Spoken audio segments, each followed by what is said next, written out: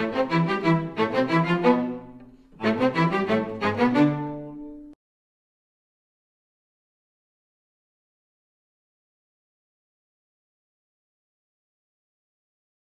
sommes ici dans le cabinet des livres du château de Chantilly, qui est un lieu tout à fait exceptionnel et qui est l'une des 3 bibliothèques du château. Cet environnement à la fois très beau recèle de multiples trésors, parmi lesquels le manuscrit illustré des très riches heures du duc de Berry. Nous présentons ce document véritablement avec fierté et dans les conditions mêmes que celui qui en a fait l'acquisition, le duc d'Aumale, le fondateur du cabinet des livres, le ferait. Nous sommes dans sa bibliothèque, dans ses meubles, si je puis employer cette formule. Et je crois que ça ajoute encore un petit peu au caractère tout à fait exceptionnel de cette présentation.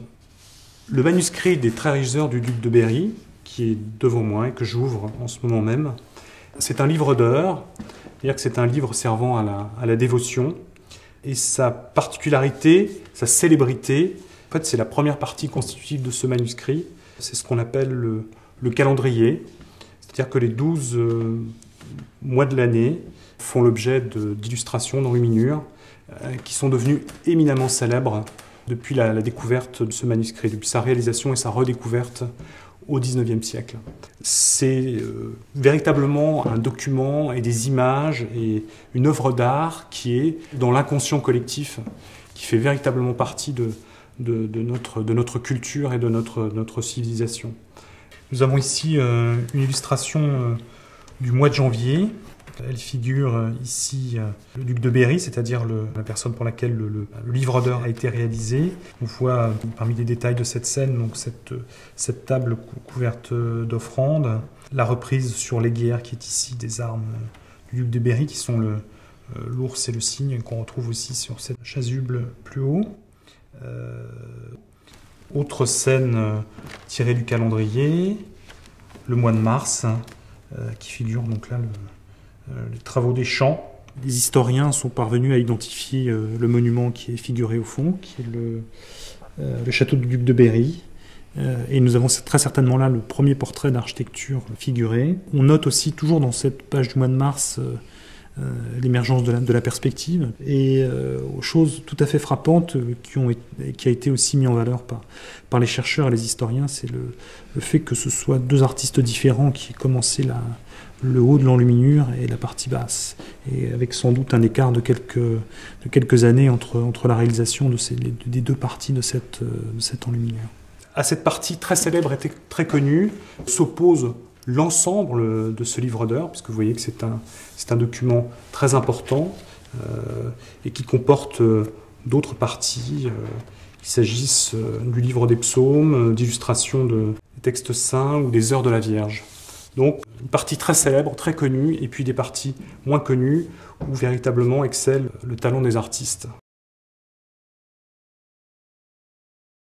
Nous avons ici une des scènes de la Passion, qui est quelque chose de tout à fait extraordinaire, puisque donc on a une figuration de l'éclipse qui se produit lorsque le Christ est sur la croix, et le talent de l'artiste de l'enlumineur a été jusqu'à reproduire cette nuit qui tombe sur le Golgotha, et c'est véritablement une première dans un manuscrit de cette période que de représenter un événement naturel comme une éclipse. Le manuscrit des très riches heures du duc de Berry est un manuscrit à la fois incroyablement abouti, mais qui reste encore par certains aspects inachevé. Il faut tout d'abord noter que sa réalisation s'est échelonnée sur près de 80 ans, entre 1412 et 1480. Et pendant cette période, ce sont au total 3 groupes d'artistes qui se sont consacrés à sa confection. Il s'agit tout d'abord des frères Limbourg, qui étaient des orfèvres, et à qui donc le duc de Berry a confié la réalisation de ce document. Malheureusement, la vie étant très précaire à cette période, ils n'ont pas pu mener à bout leur travail. Ce travail a été repris, notamment par un artiste français un peu plus tard, Jean Colombe. Les très riches heures du duc de Berry, non content d'être véritablement le joyau de la bibliothèque du château de Chantilly et du cabinet des livres. C'est un manuscrit à la fois symbolique et exemplaire des productions du Moyen-Âge et de la Renaissance. C'est un document qui est véritablement dans son temps, mais c'est aussi un ouvrage qui est contemporain par beaucoup de points. De son temps parce qu'il illustre la dévotion religieuse telle qu'elle s'exerçait pendant la période où il a été produit.